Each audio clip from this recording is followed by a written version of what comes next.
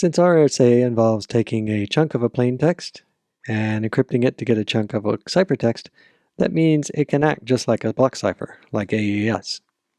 Compared to AES, though, RSA is about 1,000 times slower. And that's because, even though we wrote only a little bit of Python code to implement RSA, it was using those number libraries that are multiplying and performing modular exponentiation on 1,000-bit or 2,000-bit or 8,000-bit numbers. Going along with that, RSA has a much larger key size, about 10 times as large as the sizes that we use for a block cipher. And that means to get started, both sides have to arrive at these larger keys, which can create some overhead. And overall, the way that we're going to distribute RSA keys is much larger than if you somehow arrive at a shared secret, such as through Diffie-Hellman.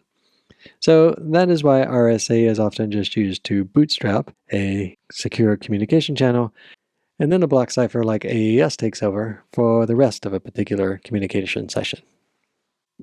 The big advantage of RSA is that you don't have to establish that shared secret first.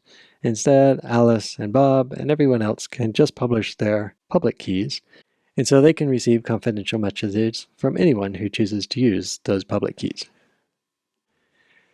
To use RSA in practice, usually you will use the OpenSSL command line utility.